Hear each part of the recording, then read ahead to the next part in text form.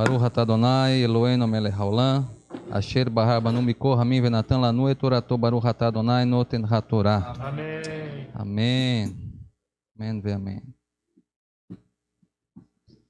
Shemot,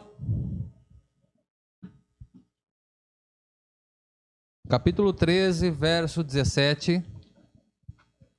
Diz assim a eterna palavra de Deus, escrita pelo seu servo Moshe. E foi ao enviar o faraó ao povo, não o guiou o Eterno pelo caminho da terra dos filisteus, que era próximo, porque disse o Eterno, que não se arrependa o povo ao ver a guerra e volte ao Egito. E fez rodear Deus o povo pelo caminho do deserto, o mar vermelho, o Yansuf. E armados subiram os filhos de Israel da terra do Egito. E tomou Moshe os ossos de José com ele, porque este tinha feito jurar aos filhos de Israel, dizendo: certamente vos visitará Deus, e farei subir os meus ossos daqui convosco. E partiram de Sucote e acamparam em Etã, à beira do deserto. E o Eterno ia diante deles de dia como uma coluna de nuvem, para guiá-los no caminho, e de noite como uma coluna de fogo, para os iluminar, para andar de dia e de noite. Não tirava a coluna da nuvem, nem de dia, antes de substituí-la pela coluna de fogo à noite, de frente do povo. Amém, meus irmãos?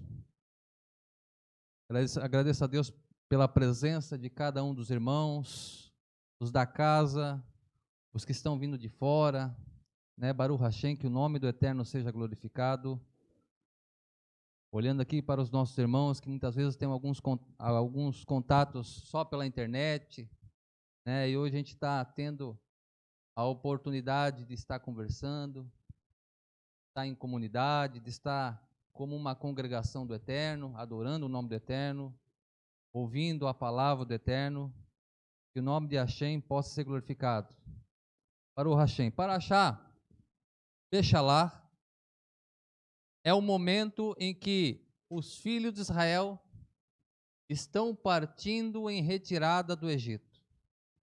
Nós passamos então algumas parashiot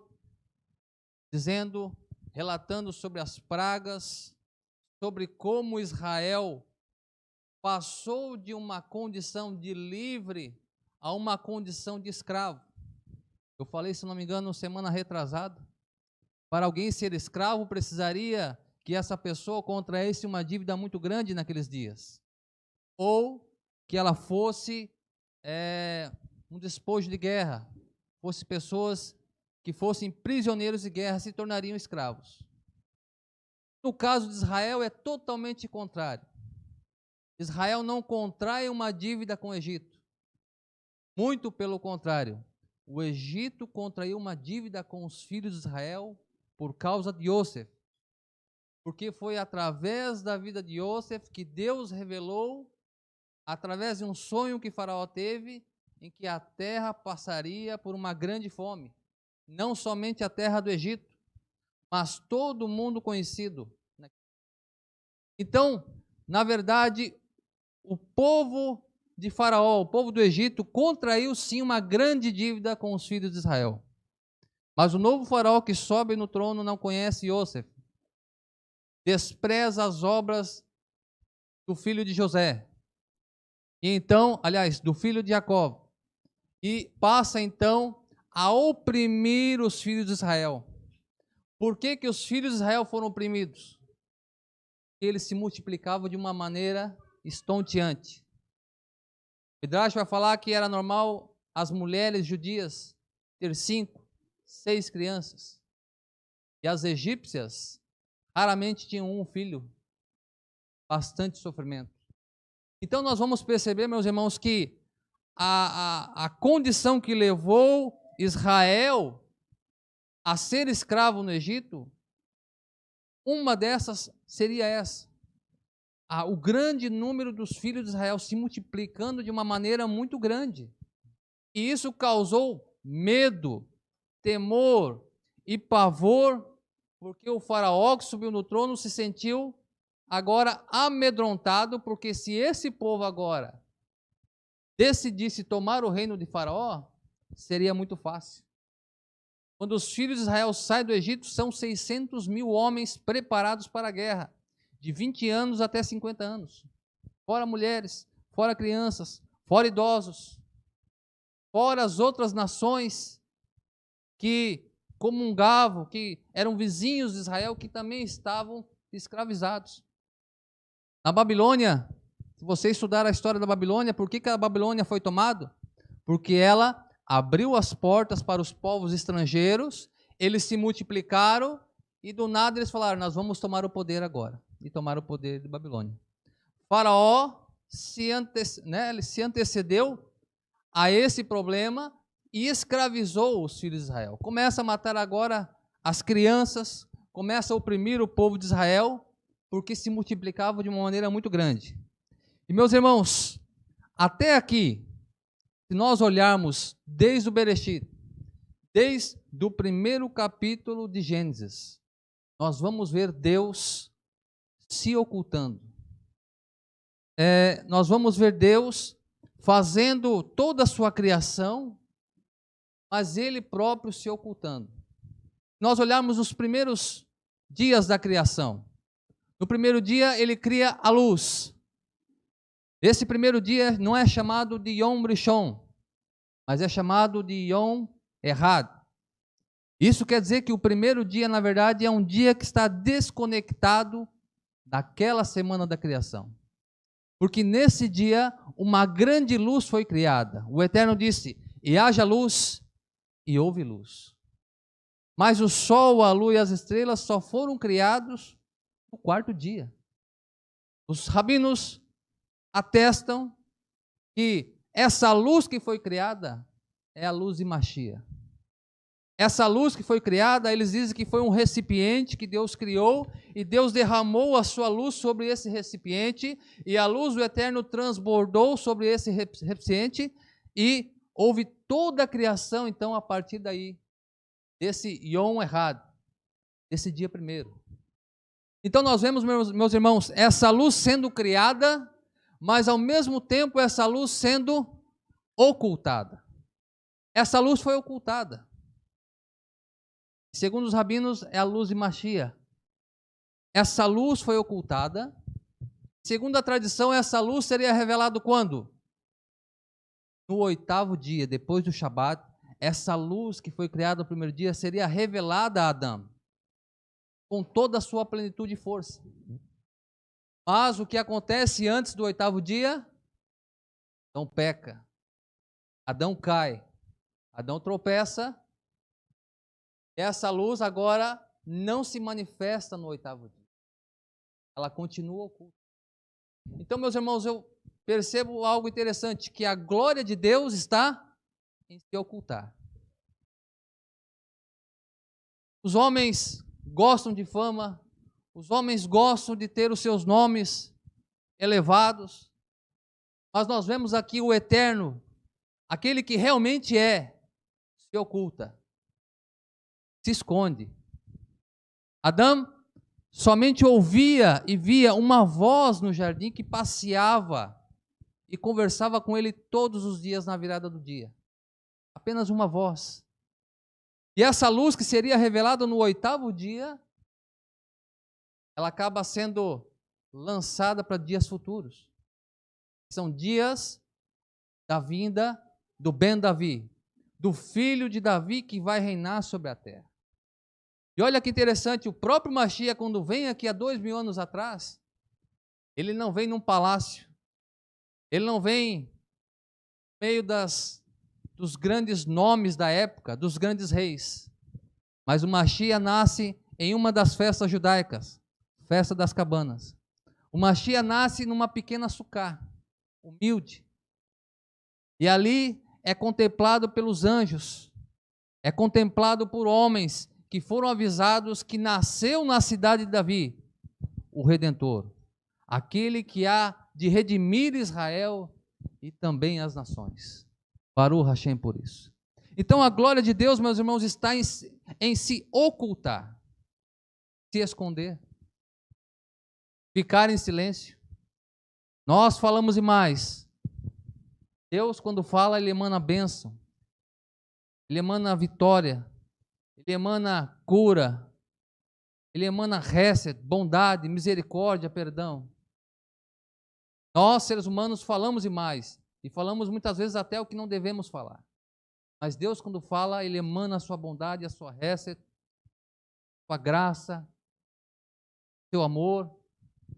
Então, meus irmãos, o eterno se oculta. Desde a criação, quando Adão é expulso, o eterno se oculta mais ainda.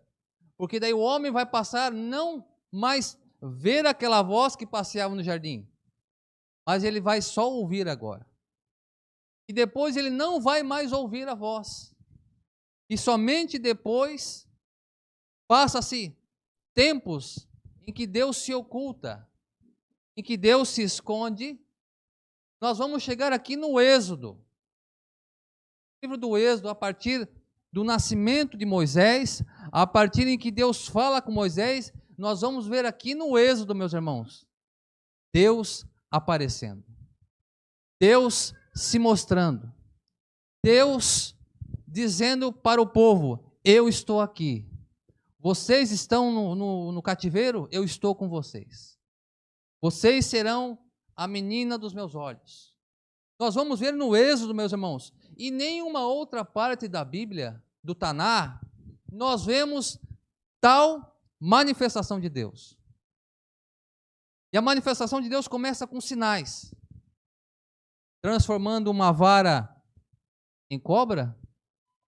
E aos olhos humanos, nós poderíamos pensar, por que um cajado se transformando em cobra iria amedrontar Faraó? E pela mitologia egípcia, a serpente era um deus em que os egípcios mais temiam. Um deus em que os egípcios tinham medo.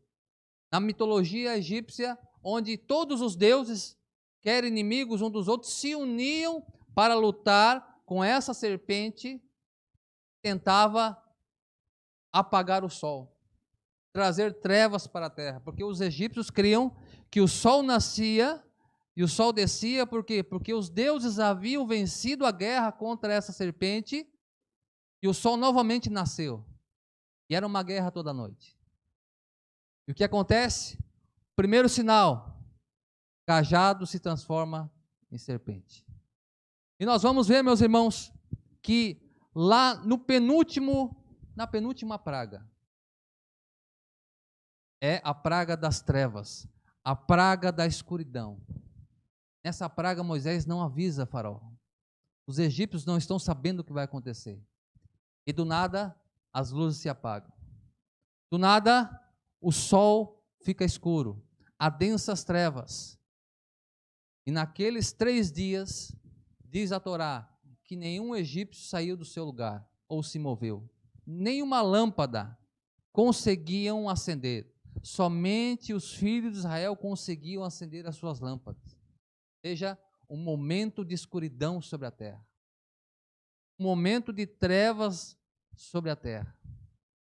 Por que existe esse momento de trevas? Que a redenção está? É o momento que vocês completam. A redenção está chegando. Pinhas. As trevas anunciam, mascar essa pérola, Pinhas. Anunciam a redenção. Hoje nós vivemos trevas, meus irmãos. Densas trevas. Faraós estão prontos para assumir o controle do mundo. Nós estamos vivendo em momentos de trevas. Mas as trevas, ao mesmo tempo que é ruim, mas existe o lado bom das trevas. Elas estão anunciando a aurora. Elas estão anunciando a chegada da redenção. E veja, meus irmãos, os filhos de Israel não podem sair do Egito sem que haja uma redenção. Se sair do Egito sem redenção, vai morrer. Sabe o que aconteceu com 200 mil homens da tribo de Efraim? Saíram antes da redenção. Vários homens da tribo de Efraim saíram antes da libertação e ainda foram roubar os animais dos filisteus. O que acontece? Eles foram fulminados. Todos eles foram destruídos. É por isso que quando Deus tira o povo do Egito, Deus fala assim, Deus leva eles por um caminho para não passar pela terra dos filisteus. Por quê? Porque eles viriam os ossos dos seus irmãos. Que quiseram fazer uma redenção sem o cordeiro. A redenção precisa do cordeiro, meus irmãos. Para sair do Egito precisa um cordeiro ser imolado. Para a redenção acontecer precisa que um animal inocente, um animal puro, sem mancha, examinado 4 dias lá no Egito. Um animal que foi levado para dentro de casa, porque tinha que ser cuidado nesses 4 dias. Não. Virou um animal doméstico. Um animal que no 4º dia as crianças se apegaram a ele. No 4º dia aquele animal seria imolado para que houvesse uma redenção e uma salvação para os primogênitos dos filhos de Israel. Porque o sangue foi passado nos umbrais das portas. E nos umbrais das portas dos egípcios haviam deuses guardiões, que guardavam a entrada e guardavam a saída. Eles criam piamente que aqueles deuses poderiam proteger eles de qualquer mal. É por isso que quando houve rumores da última praga em que um anjo da parte do Eterno passaria pelo Egito e mataria todo o primogênito, quer seja de humanos ou de animais, morreria se não tivesse o sangue do cordeiro. Os egípcios ficaram tranquilos. Nós temos os nossos deuses. Nós temos os nossos guardiões. Mas naquela noite que acontece, o Eterno ceia na mesa com seus filhos. E o anjo da morte ceia na casa dos egípcios. Mas ele ceia ceifando a vida dos primogênitos. Não acreditaram na palavra do Eterno. Mas ainda assim, alguns egípcios, vendo todos os sinais que aconteceram no Egito, através do Deus de Israel, ainda fizeram techuvá. Acreditaram na palavra do Eterno. E olha que interessante, meus irmãos. O povo saindo do Egito, parte de Israel que sai do Egito antes da redenção, que não passa pelo processo do cordeiro, eles foram mortos nas mãos dos filisteus. Mas o povo que esperou pacientemente, o dia da redenção chegou para eles. As trevas vieram, 3 dias, anunciaram a redenção. O cordeiro foi imolado. E então o anjo passeou pelo Egito. E logo cedo eles saíram do Egito. Saíram com ouro, com muita prata e com muitos pertences dos egípcios que praticamente empurravam eles: saiam daqui, saiam das nossas terras, porque não aguentamos mais os açoites e o castigo do Deus Israel sobre o nosso povo. Israel é expulso, Israel é expelido do Egito por causa da mão poderosa do Eterno, por causa do braço estendido com o Eterno. Nem os israelitas estavam acreditando na saída. Nem os israelitas estavam acreditando que eles eram livres agora, porque a mente deles ainda continuava escrava. É por isso que eles não prepararam provisões, saíram às pressas. O pão não fermentou, virou um matzá. Então eles saíram às pressas em direção aonde? A nova terra. Veja, meus irmãos, as trevas vieram, a 9ª praga. O cordeiro foi imolado. Houve a redenção do Egito, a primeira etapa. Agora começa um processo de caminhar com Deus. Um processo de caminhar não mais no jugo de Faraó, mas sendo libertos para viver para o Eterno. Eles estão indo para Canaã, mas entre Canaã e a terra dos egípcios existe Yansuf. Mar de Juncos. Mar que foi mal traduzido como Mar Vermelho. E olha que interessante, meus irmãos. Os nossos sábios dizem que o Yam Suf é um prelúdio do tempo do fim. Aliás, todo o Êxodo é um arquétipo da redenção vindoura. Se nós analisarmos o Apocalipse com o Êxodo, nós vamos ver coisas muito parecidas. As pragas caindo no Egito e não os israelitas, as pragas caindo também no Apocalipse. Nós vamos ver o povo que está ainda no Egito e nós que estamos aqui no Egito, porque existe um governo nesse mundo. Existe um governo.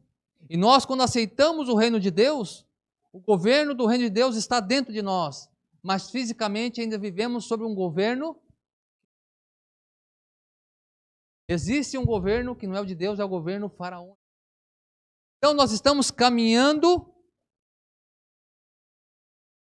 O cordeiro já foi imolado ou não foi? O cordeiro já foi imolado. Então nós estamos aonde? No final. As trevas estão aí. O cordeiro foi imolado. Existe um tempo agora para que Faraó, o próprio Faraó, expulse os filhos de Israel do Egito. O Eterno está com eles. Então, os filhos de Israel saem do Egito. Os primogênitos são mortos. Eles saem do Egito e vão em direção ao Yam Suf, ao Mar de Juncos. Então, os nossos sábios vão falar que o Yam Suf, ele é um prelúdio do fim. Que a palavra Suf, ela também tem raiz na palavra Sof, que é infinito ou fim. Então, os rabinos chamam de Mar do Fim. Ou seja, isso é um prelúdio que Israel passou, nós também passaremos por essa. Ou seja, o mar é o último estágio para que definitivamente Faraó seja aniquilado. Veja, meus irmãos, cada deus do Egito, cada entidade do Egito foi destruída, desde a primeira praga, que foi o sangue no rio Nilo, até a última, que era o filho do... Cada deus foi aniquilado. Mas faltou um Deus para ser aniquilado. Quem que era o último Deus? O próprio Faraó. É por isso que Paulo vai falar que o último inimigo a ser destruído é a... Não é pegadinha não, irmão. Pode falar. É a morte. O último inimigo a ser destruído é a morte. É por isso que Faraó, ele vai em direção aos filhos de Israel, se arrepende, vai para aniquilar os filhos de Israel. E agora, meus irmãos, os filhos de Israel têm saída, de frente com o mar. Faraó vindo atrás. Deus abre o mar. Eles atravessam o mar a pé enxuto. E os egípcios tentam, numa atitude desesperada, aproveitar a passagem do mar para alcançar os filhos de Israel. E o que acontece? Aquilo que era a força de Faraó é o que torna eles frágeis. É o que torna eles fracos. A carruagem é muito pesada. A carruagem é pesada, ela é blindada, ela é preparada para a guerra. Então, as primeiras carruagens se atolam. E a segunda remessa que vai vindo, vão empilhando uma em cima da outra. Daqui a pouco, meus irmãos, quando o último israelita passa, quando o mais fraquinho, quando o menor dos israelitas atravessa o mar, e Deus cuidou para que todos atravessassem, o que aconteceu? O mar engoliu os egípcios. O mar tragou os egípcios. Todos eles foram fulminados. Os inimigos de Israel acabaram de ser destruídos. E olha que interessante, meus irmãos, a questão do Mar Vermelho.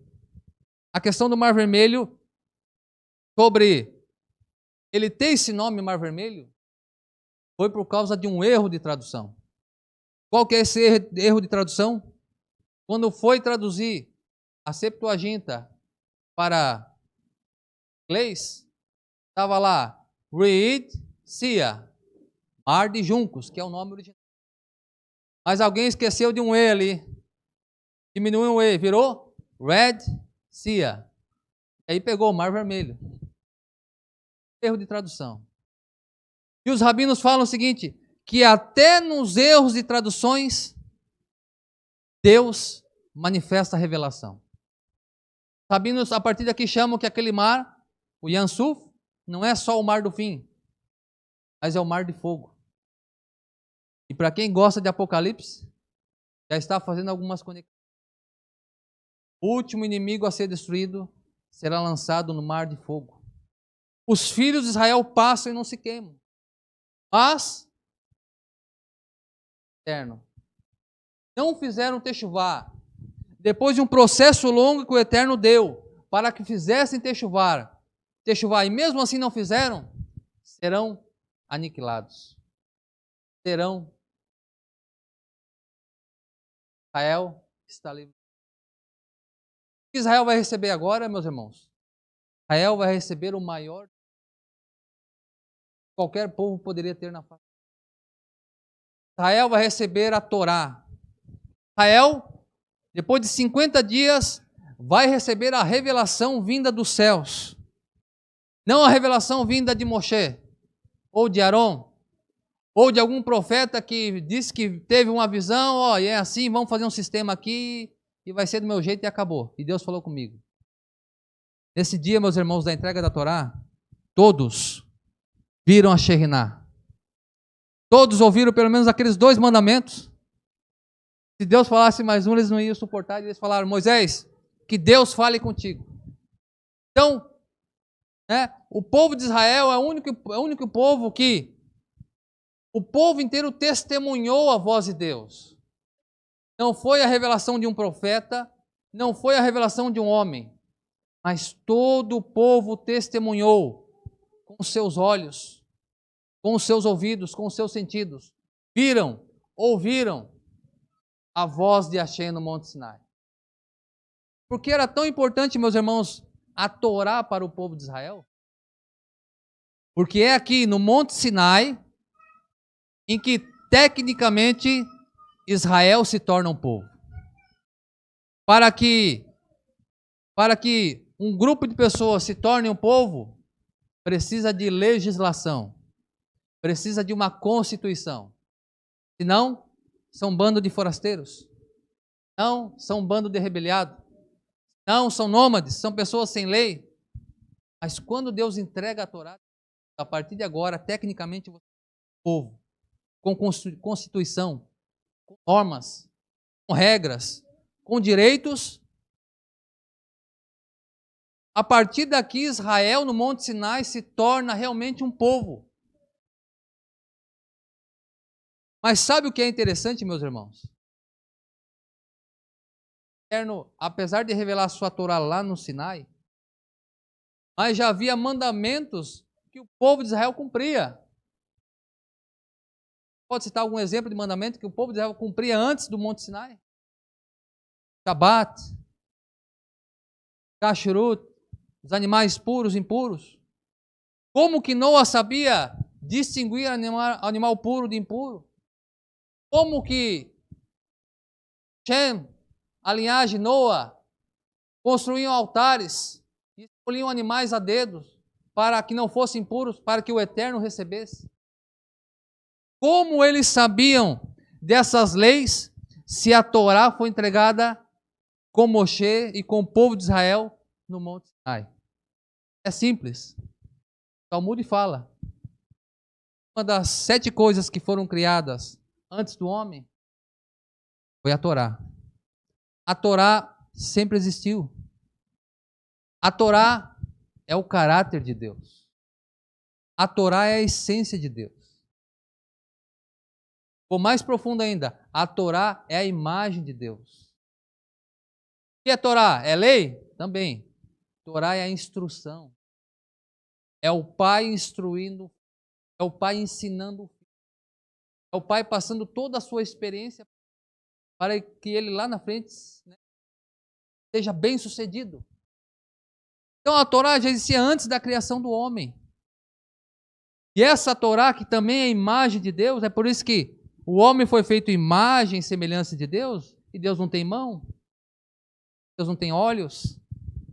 Mas o Taná fala, os olhos do Eterno, né, estão sobre os justos. Isso é uma linguagem, né, humana, para que o homem entenda como que Deus é. Mas Deus não tem imagem. Deus não tem forma. Deus é infinito. Não existe nada fora de Deus, tudo está dentro de Deus. Quer coisas visíveis ou invisíveis. Então o que acontece, meus irmãos? Quando Deus faz o homem a sua imagem e semelhança, o Eterno coloca a Torá como essência dentro do homem. Essa Torá estava dentro de Adão, quando ele foi criado, quando o Eterno sopra a Neshama, sopra o fôlego divino. Ele introduz dentro do homem a Torá, a imagem do Criador, a essência do Criador. Então Adão tinha a Torá dentro dele. Quando Adão peca, o que acontece? Algo entra dentro do homem e algo sai do homem. Ou seja, aquilo que o Eterno tinha colocado nas suas bases, na sua essência, agora passou a ser contaminado por causa de uma desobediência que Adão teve. Ou seja, Adão desobedeceu e aquela Torá acabou saindo dele. Mas ainda ficou resquícios dessa Torá dele. Ainda ficou em Adão resquício da Torá do Eterno. E esses resquícios que sobrou no homem, cada vez que o homem buscava o Eterno, cada vez quando a Torá fala que Shet gerou a Enos, e Enos começou a invocar o nome do Eterno. O que acontece a partir daqui, meus irmãos? O homem começa a invocar o Eterno. Essas fagulhas da Torá que ficou dentro, elas começam a ser acendidas. Elas começam a ser aguçadas dentro de nós. É por isso que você busca o Eterno. É por isso que existem várias comunidades que buscam por causa dessas fagulhas, por causa desse resquício que ainda ficou em Adão e passou para nós. Então o que acontece? Qual é o projeto de Deus? Introduzir novamente a Torá como essência para dentro do homem. No livro de Jeremias está escrito: Eis que farei uma nova aliança com a casa de Judá e com a casa de Israel. Naqueles dias, diz o Eterno, colocarei a minha lei no seu coração e na sua mente. Então, qual que é a ideia do Eterno? Escrever em tábuas de pedra? Escrever no rolo? No momento, sim, nós precisamos da Torá como um rolo, como escrito, como regra de fé, norma e conduta. Nós precisamos para ter um bom relacionamento, para poder servir melhor a Deus, para viver melhor nesse mundo, para nos elevarmos espiritualmente. Mas ela ainda não está completamente dentro. Somente quando o Mashiach vier, o bem da Paulo, seremos todos transformados à estatura do varão perfeito. Nesse dia, como diz, o Eterno será um e todos nós seremos um com o Eterno. Mas hoje, meus irmãos, nós precisamos do rolo. Precisamos da Torá. Precisamos estudá-la. Precisamos mastigá-la. Digeri-la. Absorver a Torá. Para que a cada dia o mal que está dentro de cada um de nós, que existe o bem e o mal dentro de nós, não prevaleça sobre as coisas. Então, meus irmãos, a Torá foi revelada no Sinai, mas ela já estava em Adão. Ela já estava e ela passou aos homens as instruções que ainda sobrou na vida de Adão. Mas quando Moisés chega para receber a Torá, faz aquele jejum, 40 dias.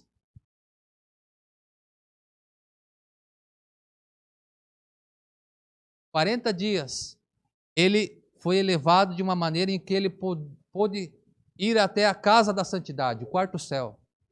E lá ele começa a receber as revelações, toda a instrução de Deus concernente a santuário, concernente à ética, à moral, à conduta dos israelitas. Ele recebe essas normas que o povo agora recebe como constituição. É a norma que vai regir o povo de Israel. São os mandamentos descritos. Mas olha que interessante, meus irmãos. Conta o Midrash que quando Moisés estava lá no Shammai, lá no céu, estava para receber as tábuas, e os anjos sentiram-se enciumados. Os anjos acabaram dizendo: como que o Eterno vai deixar a Torá ser manifestada no mundo que está um mundo de pecado, um mundo de trevas, um mundo em que os homens abandonaram Deus, na sua grande maioria? Ainda mais naqueles dias, nos dias de Moisés, o que havia idolatria ao nível extremo, a ponto de os pais sacrificarem os filhos para entidades. Era nível extremo naqueles dias. Então os anjos relutam e dizem: a Torá não pode ir lá. A Torá é santa. A Torá é pura. Pode ir no lugar onde tem trevas. E Moshe, na sua humilde sabedoria e confiando no trono de Hashem, falou para os anjos: é aí que nós precisamos da Torá.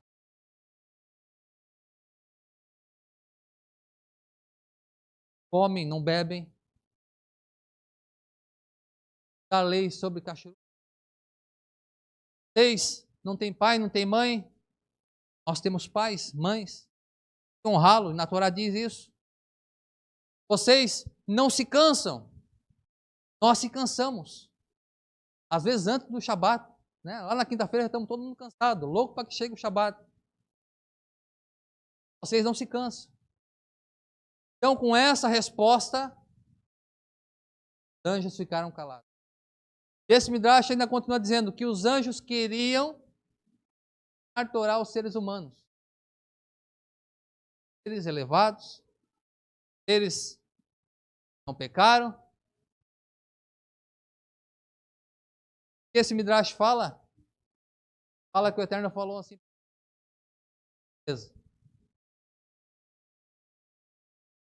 mas vão ensinar eles no útero até os 9 meses.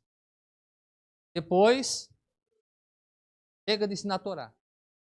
O Midrash continua falando que durante 9 meses no útero da mãe, os anjos ensinam a Torá para o feto, para o bebê. E o que acontece, meus irmãos, quando o bebê nasce?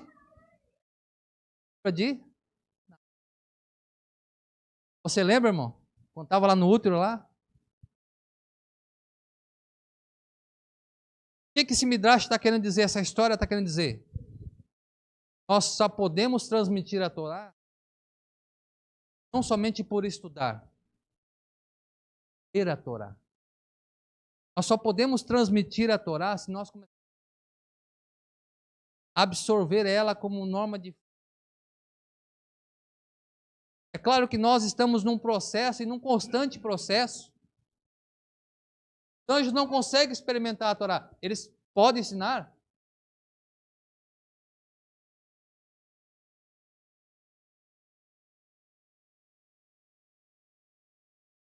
Uma história que os rabinos contam que quando Adão pecou, era final do Shabat.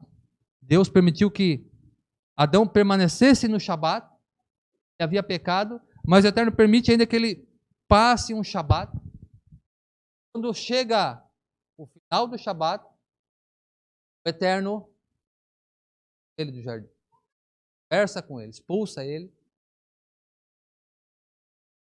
Essa história que os rabinos contam, que Adão caiu num profundo choro. Adão caiu num profundo desespero porque a ficha caiu. As escamas caíram dos olhos. E agora ele está tendo uma consciência que ele não tinha no Éden. Ele está tendo uma consciência de pecado agora. Porque qual que era a regra?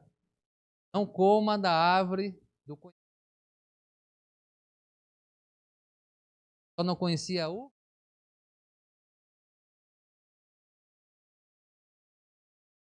Mas o Eterno plantou uma árvore lá no jardim. Gigante isso, né? Sabe o que os rabinos falam? Quando Adão foi expulso do jardim, lágrimas nos olhos, ele olha para o céu e exclama: diz, Senhor, se a tua Torá já existia, então nela está escrito que o homem ia morrer.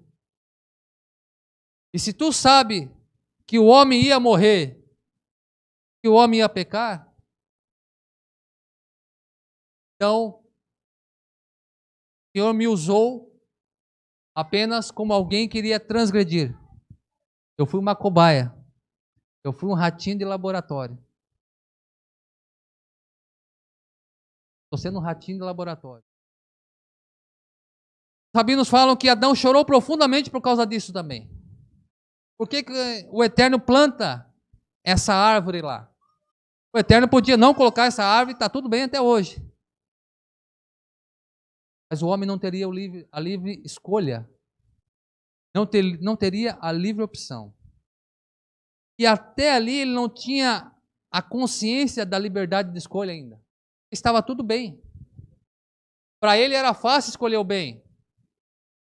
Para ele era fácil fazer o bem. Para ele era muito fácil acertar. Difícil era errar. Difícil era transgredir. Mas uma curiosidade despertada fez com que ele comesse daquele fruto. Quando ele come daquele fruto, passa a ter consciência do bem e do mal. Mas então a pergunta, meus irmãos, que os rabinos se fazem, por que então o Eterno planejou isso? A queda. Sabe por quê? Somente quando o homem tivesse autoconsciência do seu pecado, autoconsciência da queda, ele realmente teria opção em escolher o bem e o mal. Nós só conseguimos escolher o bem e o mal quando nós conhecemos realmente o mal. Quando nós conhecemos, Adão não conhecia ainda. Adão foi despertado por uma curiosidade. Então, quando Adão faz isso, meus irmãos, quando Adão entra nessa consciência de que ele errou, quando ele entra nessa consciência que agora ele está num nível de decadência, agora sim, ele está apto para escolher o bem e o mal em toda a sua vida. Como você vai escolher uma coisa se você não experimenta sobre ela? Você não experimenta. Então, meus irmãos, o que os nossos sábios falam é que quanto maior a queda do homem, maior será a sua elevação se ele fizer. E a sua elevação será muito além do Éden. Paulo sabia desse princípio. Paulo falou o quê? Onde abundou o pecado, superabundou a misericórdia, a graça, o resto de Deus. Irmãos, Deus viu dentro do homem algo extraordinário dentro da alma do homem. A complexidade. Nós que somos diferentes de todos os outros seres, seja seres espirituais ou seres físicos, animais, plantas. Deus viu que dentro do homem havia algo singular, algo extraordinário. O homem é esse pivô. O homem é esse pivô para que haja uma revelação do qual nem os anjos conheciam sobre a faceta da misericórdia.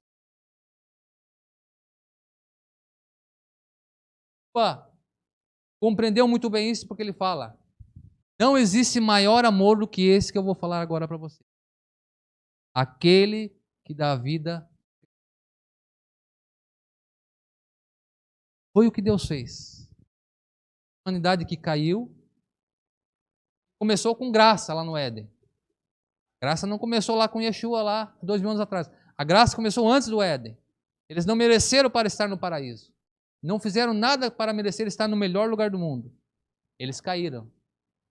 E por causa de uma techuvá, o Eterno separou uma linhagem para que a luz que foi criada no primeiro dia, Yom Rishon, aliás, Yom Ehad, se manifestasse entre os homens.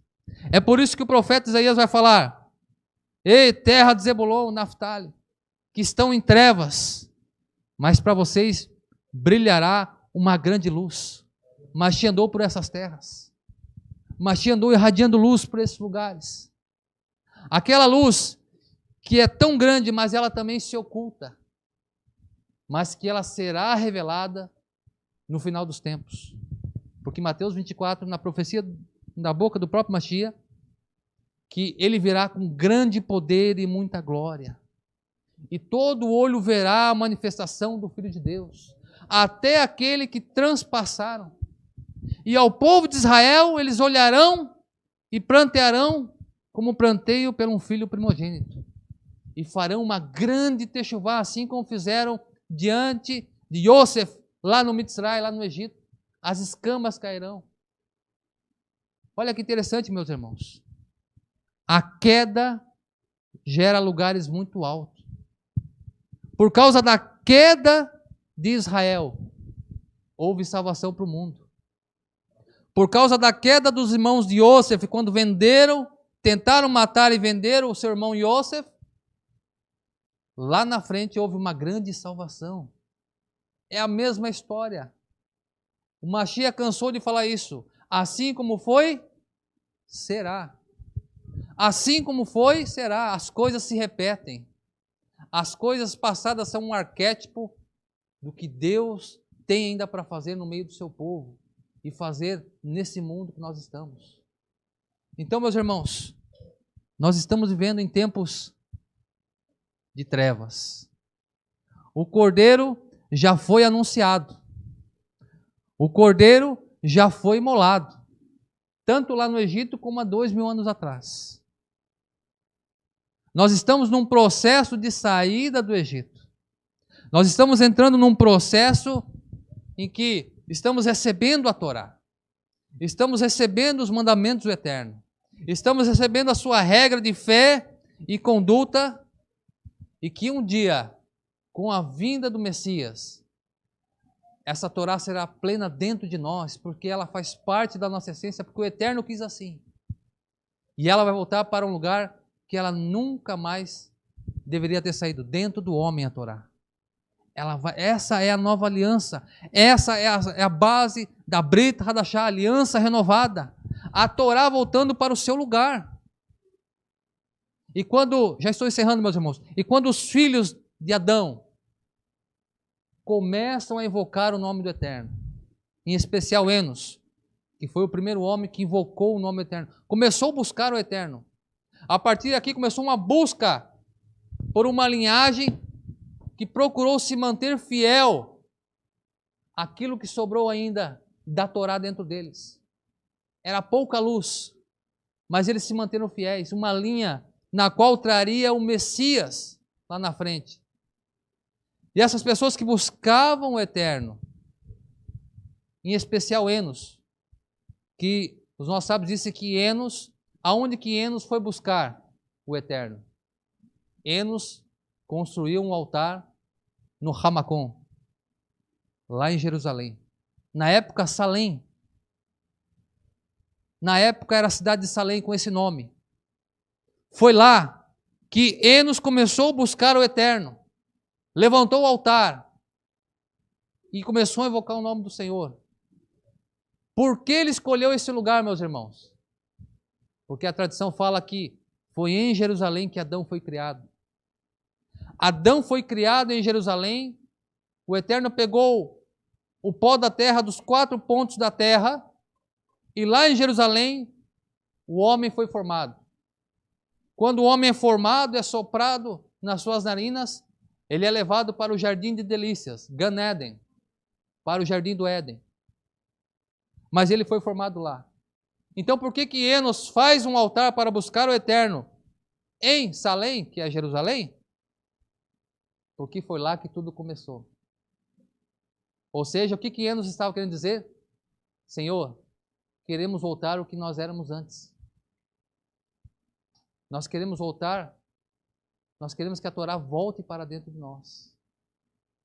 É por isso que a Torá fala que Enos é o primeiro homem a buscar o Eterno, porque ele teve essa intenção de que as coisas fossem retificadas, voltassem ao original. E isso é o que, meus irmãos? Teshuvá. Retorno. Nós estamos num processo de retorno. Para onde que nós estamos voltando, meus irmãos? Nós estamos saindo de onde? Do Mitzray, de Roma, da Grécia, do Paraná. Não, do Paraná eu nasci, né? Saindo de todas essas filosofias, Grécia, Roma, saindo dessas filosofias, indo para onde? Jerusalém, onde tudo começou, onde o primeiro homem foi formado e aonde a Torá foi colocada dentro dele.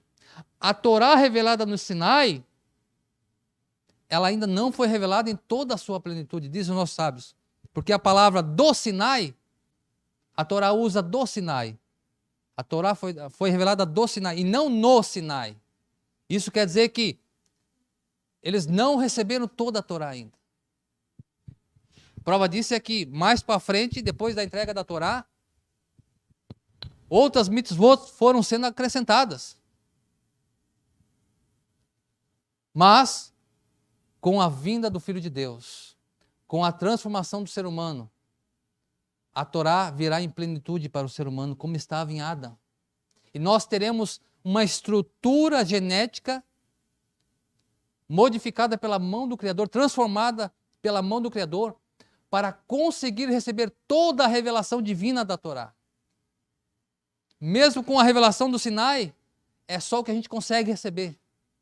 Mas o que Deus tem preparado para aqueles que o amam, é muito mais, meus irmãos, do que nós podemos imaginar, pensar, sentir. Ele é aquele que zela pelo seu povo. Ele é aquele que escolhe um povo para que todos os povos sejam salvos por causa de uma revelação dada no Sinai. E nós estamos aqui por causa disso, meus irmãos. Quando ouvimos a palavra Torá, quando ouvimos a palavra dos profetas, a nossa alma, ela se lembra de onde saiu. A nossa alma começa a lembrar de onde que ela veio. E essas fagulhas começam a ser acendidas dentro de nós. Nós lutamos todos os dias contra a inclinação do mal ainda. Mas chegará um dia em que o Eterno nos aperfeiçoará com as suas mãos poderosas. Meus irmãos, que o Eterno seja louvado pela vida de vocês. Que o Eterno seja engrandecido, porque Ele é o Senhor. Ele é somente aquele que é realmente. Mas Ele nos escolheu, meus irmãos. Nós nascemos no mundo caído, diferente de Adão. Mas para que a nossa elevação fosse muito maior ainda. Uma elevação de quem faz techuvá é uma elevação, é um salto muito grande. E o Eterno tem despertado pessoas nos 4 cantos da terra. Nos 4 cantos da terra, Ele tem despertado pessoas a retornar a Jerusalém, a fazer techuvá e a realmente se entregar ao Eterno de todo o coração, alma e entendimento. Que o Eterno vos abençoe, meus irmãos. Azak Paru.